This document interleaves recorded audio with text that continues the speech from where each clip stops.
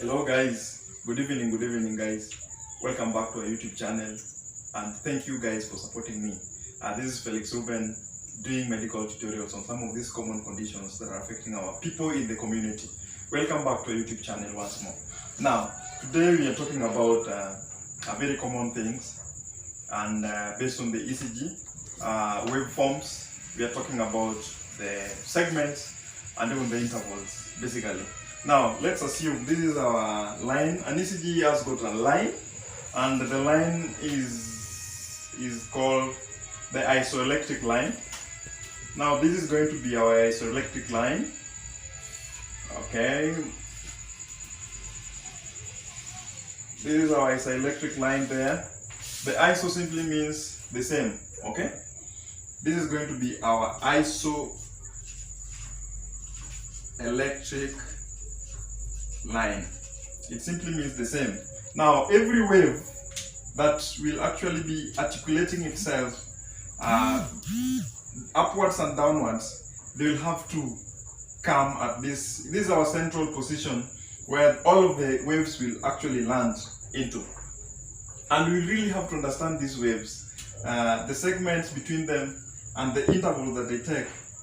Actually, after this video, you'll be able to learn more on those. Now, these waves, they move and they form one cardiac cycle. Okay? A cardiac cycle, they represent the atrial and the ventricles. Actually, the heart is having 4 chambers. We have the ventricles and we have the atrium. Okay? Now, we're going to start with the wave P. This is wave P. Okay? And wave P here, this simply means depolarization. Actually, this is where the atrial contraction starts with, okay? There is depolarization taking place, okay? And then from there, we'll have to know that there's also another wave coming in between. There's this wave called wave Q, okay? Wave Q is down there, and this wave Q is still having what we call the QRX complex. This is the QR complex.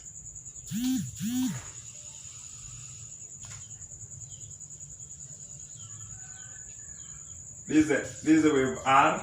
Actually, wave R there, and wave R. And it also comes down. It also comes down. This is wave S. And then finally we have wave T. Okay? Then we have wave U out there. Wave U is actually unknown. If you see wave U, then maybe a patient is having a serious cardiac problem that you really have to look into very fast. Now, we have actually the wave P, Q, R, S, T. Those are the only waves that we have. And this wave, all of them simply mean something. From P to Q to S to T, they really simply mean something. This QRS complex simply means there's what we call ventricular depolarization taking place. The ventricles contract, and here also the atrial also contract at this point. And when it contracts, that simply means depolarization. Okay. Now, from wave T, this wave T, it simply means the ventricles, once they have contracted themselves, they'll have to come into a position where they relax.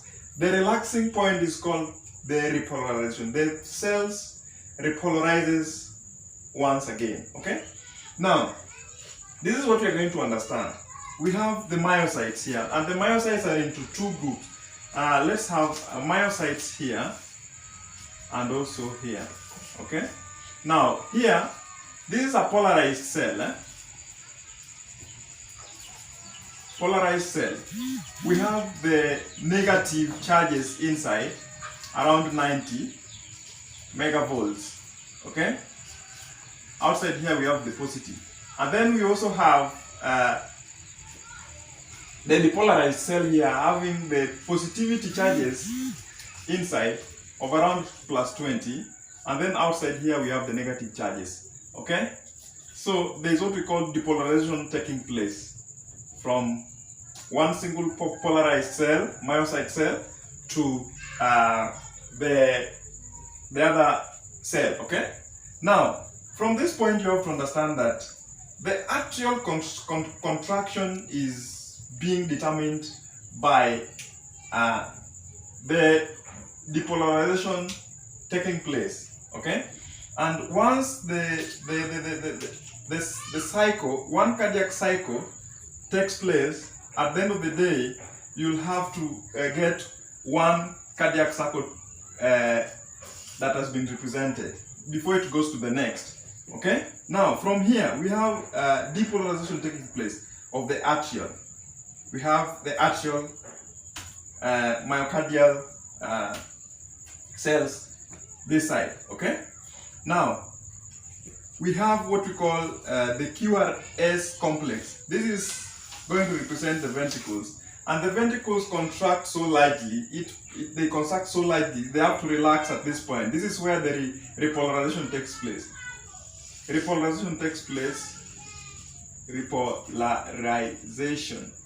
place at this point. Okay, so from this point, this is P to the middle of the QRS. There is what we call depolarization taking place. Depolarization takes place at this point. Okay, from this point to the QRS, middle of the QRS. Then from here, we'll have what we call relaxation taking place. The ventricles will have to relax the way we have said. Okay? Now, just by understanding those charges, okay? We have the ST. If you want to identify if someone is having maybe myocardial infarction, the ST, it's actually called the STEMI.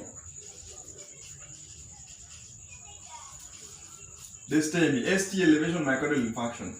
There is an elevation that will take place at the ST segment. Okay, so in our next class we're going to learn more on the intervals and maybe on the segments. But today I wanted us to understand what normally takes place from the atrial level to the ventricle level, and we have here the ventricle depolarization taking place here from the QRS.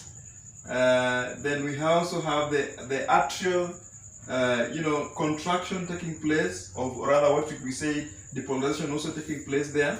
And then from here, this end, the T wave gives us what we call the ventricle relaxation. It's where the ventricle relaxes. Okay, now after understanding that point, then you'll never have any problem in reading an ECG on some of these basic conditions that we do meet our patients with having.